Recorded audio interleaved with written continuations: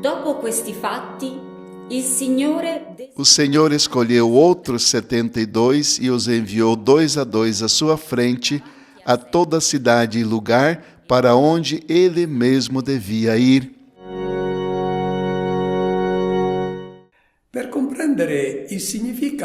Para entender o significado desse envio dos 72 discípulos por Jesus, devemos ter em mente que eles não foram os primeiros a serem enviados em missão.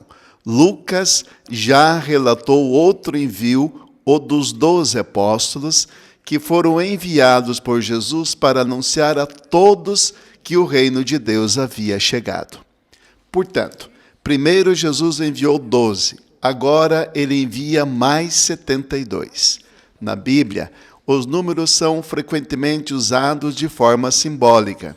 Conhecemos bem o número 12, que indica o povo de Israel, porque o povo é composto de 12 tribos. Portanto, ao enviar os 12, Jesus quis dizer que o Evangelho se destinava primeiramente a Israel, o povo escolhido por Deus para receber a bênção de Abraão, que depois seria estendida a todos os povos.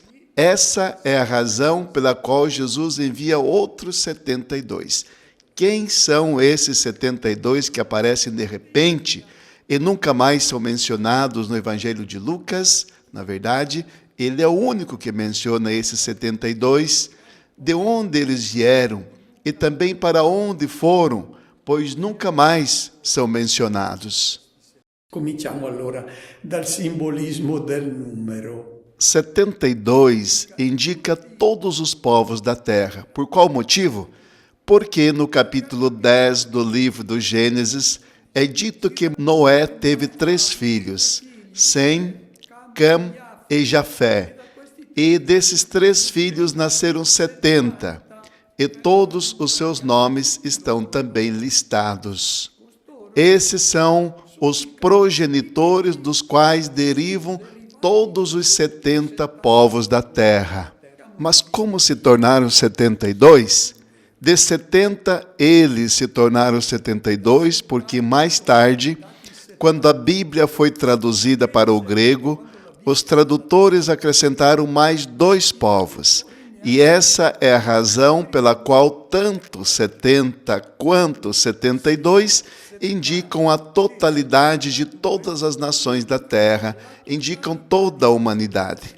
Dito isso, fica claro o significado simbólico dos 72 discípulos enviados por Jesus.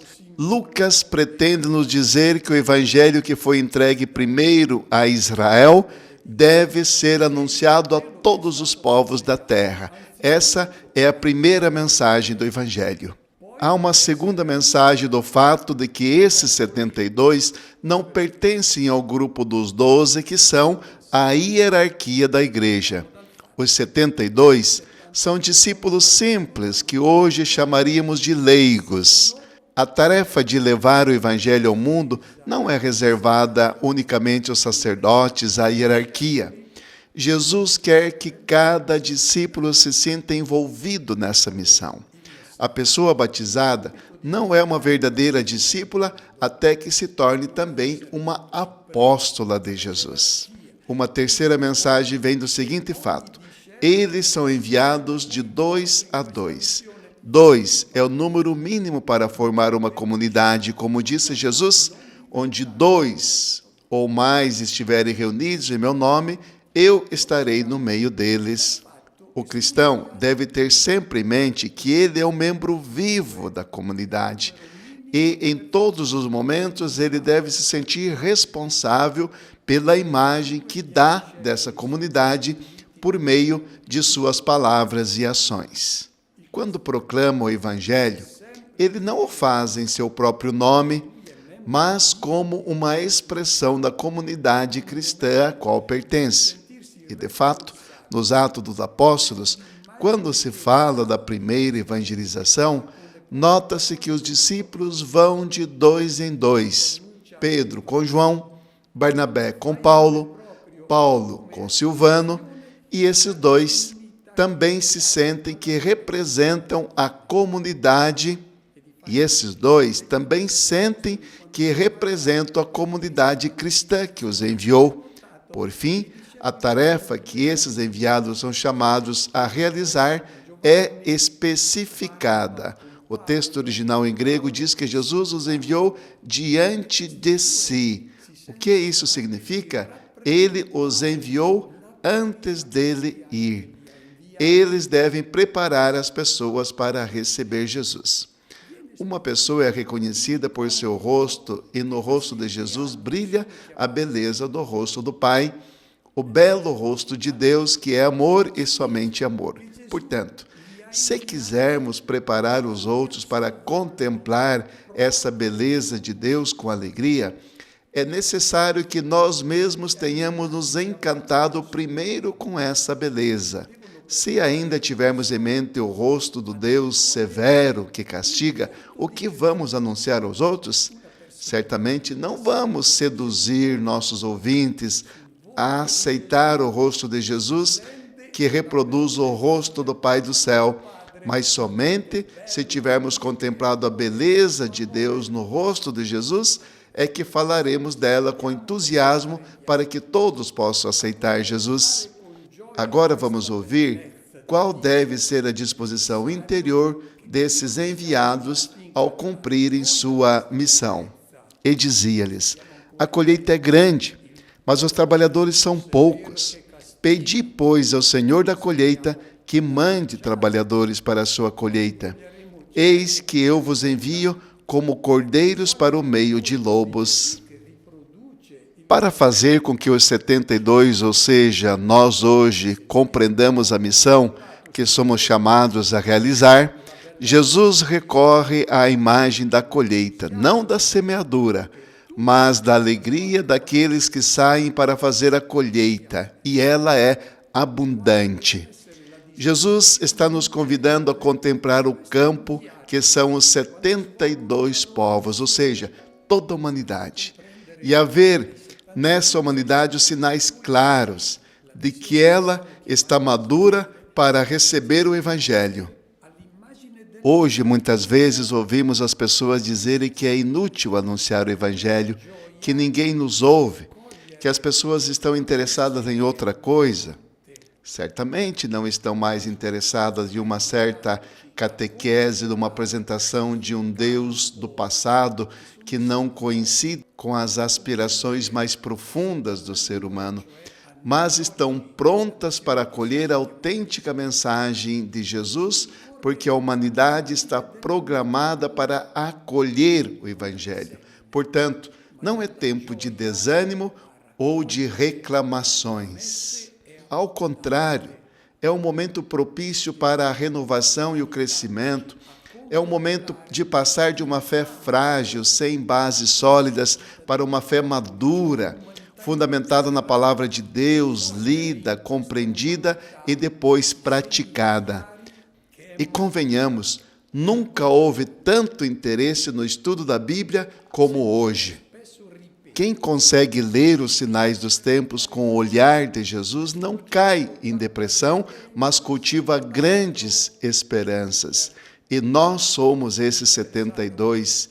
E se partirmos para a nossa missão com a cabeça baixa, tristes, desanimados, se não cultivarmos as grandes esperanças que recebemos de Jesus, como poderemos esperar que alguém acolha a nossa mensagem? E então Jesus diz que esses 72 são enviados como cordeiros no meio de lobos. O lobo é o símbolo da violência, da arrogância, o símbolo daqueles que seguem a lógica do velho mundo, que é a competição. Em todos os campos, como testemunhamos até hoje, há uma luta para dominar, para se impor, para chegar ao topo, para ser maior, mais honrado, mais elevado. Cada um coloca seu chapéu para ser mais alto do que os outros, e nesse mundo de competição, o mais forte prevalece. Os 72, ou seja, nós, devemos levar em conta que encontraremos essa realidade, um mundo de lobos. O Mestre disse isso, portanto, Não percamos tempo com reclamações. Olhe para essa sociedade. Todos buscam seus próprios interesses. Ninguém pensa nos outros. São deuses sem Deus. Em todos os lugares há guerras, violências, injustiças. Bem, o que você espera? O Senhor lhe disse que envia você a um mundo onde há lobos. Em parte isso é verdade. Mas também há muita coisa boa e você precisa ver isso também. Mas se o mundo já fosse perfeito, não seríamos enviados para mudá-lo, para transformá-lo, pois já seria perfeito. Pela palavra do Evangelho, devemos transformar lobos em cordeiros. O mundo que os discípulos de Cristo são chamados a construir é o mundo de cordeiros. E o cordeiro significa mansidão, bondade, fragilidade também. O cordeiro não tira a vida, ele doa.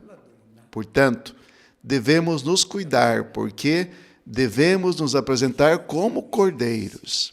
Devemos ter cuidado para que os nossos sentimentos e os nossos comportamentos de lobos não voltem a surgir. A raiva os gera, o ressentimento, a vontade de prevalecer. O Papa Gregório Magno disse que Jesus nos enviou de 2 em 2 porque devemos mostrar que somos cordeiros por meio do nosso comportamento, que não brigamos, que não nos despedaçamos uns aos outros como fazem os lobos.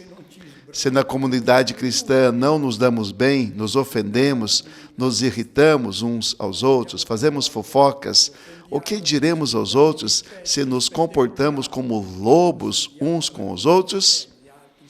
E agora, Jesus esclarece que esses enviados terão de se apresentar, terão de adotar o mesmo comportamento que ele recomendou quando enviou os 12. Vamos ouvir.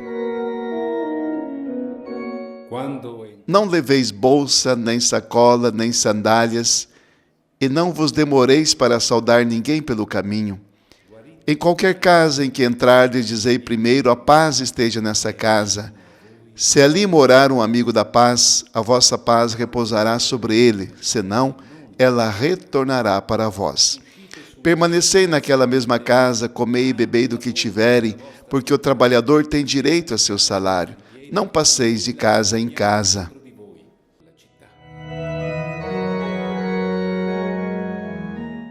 O discípulo que aderiu à proposta do homem novo feita por Jesus é imediatamente reconhecido quando se apresenta à humanidade para anunciar que o reino de Deus chegou.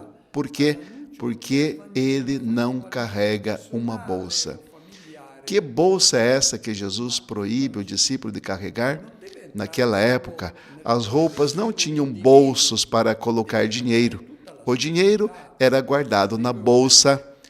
Essa é a razão pela qual Jesus diz que o discípulo não pode carregá-la. Ele não precisa da bolsa, porque não pode ter dinheiro acumulado com ele. Se ele acumulou bens, significa que se comportou como um lobo, igual todo mundo faz, não como um cordeiro. Não pertence ao mundo novo, onde os bens são compartilhados com os irmãos. Se ele tem a bolsa, ele é como os outros. E que novo mundo ele pode ir para anunciar? Então Jesus proíbe que se carregue a bolsa. O discípulo não pode também levar uma sacola, porque é inútil. Ele deve se contentar com o pão de cada dia.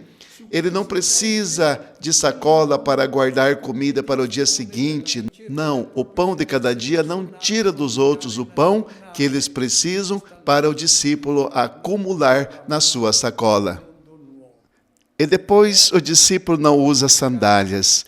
Jesus não está dizendo que seus discípulos devem andar descalços. Descalços andavam os escravos. O verbo empregado aqui é bastazen, que não significa andar descalço, mas sim carregar um fardo. Portanto, Jesus proíbe que se tenha um par de sandálias de sobra. Estamos diante de uma linguagem paradoxal empregada por Jesus. Essas são disposições que claramente não devem ser tomadas de modo literal. Mas a mensagem é clara. Aquele que anuncia o Evangelho deve também encarná-lo em sua própria vida. Aos olhos do mundo, ele deve se apresentar como um discípulo daquele que não tinha uma pedra sobre a qual reclinar a cabeça, e não como um empregado de um grande, rico e poderoso Senhor. E essa também é uma mensagem sempre oportuna para a igreja, não apenas para cada pessoa batizada. A igreja é chamada a sempre verificar se sua vida está em sintonia com o Evangelho que anuncia. Sabemos bem o escândalo e o contra-testemunho que constituem algumas estruturas que são símbolos de riqueza e de poder. Em seguida, Jesus diz para não parar e cumprimentar ninguém pelo caminho. Não se trata de não dizer um bom dia. Jesus pretende enfatizar a urgência com que os discípulos devem cumprir a sua missão. Não devem perder tempo com conversas inúteis, brincando, por assim dizer, com smartphones, diríamos hoje, pois ali quanto tempo é desperdiçado. Em seguida, ele diz como se apresentar, qual é a mensagem a ser anunciada quando entra numa casa. Primeiro, anuncie a paz. Essa é a mensagem com a qual o discípulo se apresenta. Ele veio para trazer a paz. Quem vive como lobo no velho mundo não pode ser feliz, não pode estar em paz e muito menos levar a paz.